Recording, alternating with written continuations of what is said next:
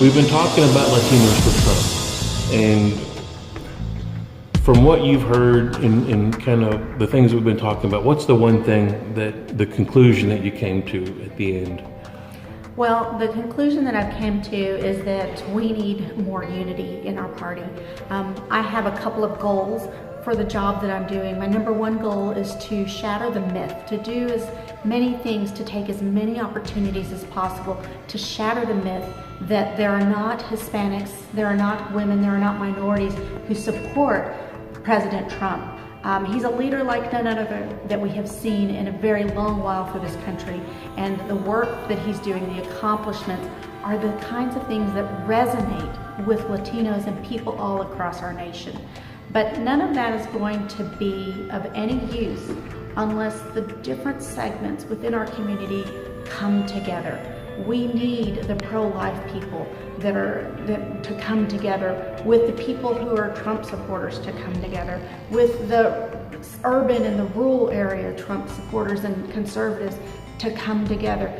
Because when we come together, we will be a force that can positively impact the political process, and that will make a difference in our nation, in our communities, and in our homes. President Trump brought out a whole different voter. It converted a lot of Democrats. Do we embrace these new converts? Or, I mean, I've heard some people say, well, they're just new. They don't really know.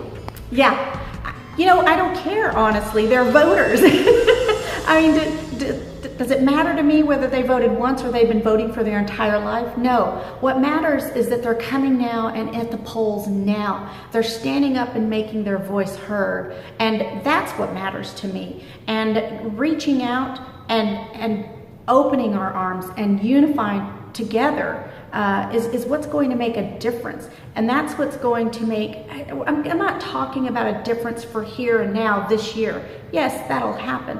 But what I'm looking for is something that the Latino community has embraced for so many years, and what we're known for embracing, which is a generational mindset, a generational line of thinking. I'm not thinking about my lifetime, I'm thinking about my children, my grandchildren.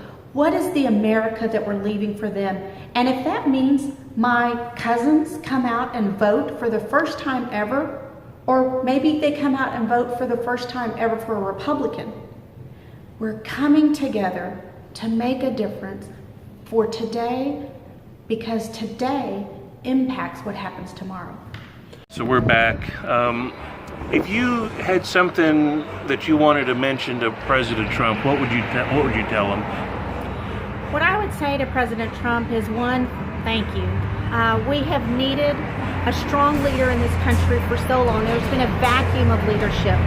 And so my first words to him would be thank you, and that to let him know that we support him, that there are people just like me all across this nation, all across the state of Texas, and even in Dallas County that support President Trump.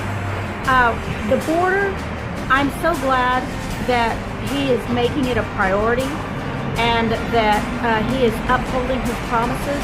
I mean, that is a sign of great leadership. And so I've been down to the border. I've worked and done mission work in Brownsville, Texas, and all along the valley. And this is a very real problem. It's a very real crisis going on. We need to have security. We need to have a checkpoint. There needs to be, I think the biggest issue that we need to see is we need to make an impact on human trafficking and the destructive practices that there are.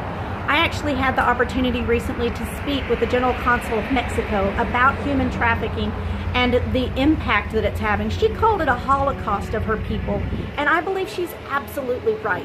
So continue on, carry on, keep what you're doing, keep on going. My thought is to keep going right. Keep going right, the right direction, and the way that balances and takes care of our people and takes care of this nation. Because I understand and I see that the things that President Trump is doing is coming from a heart of love of country.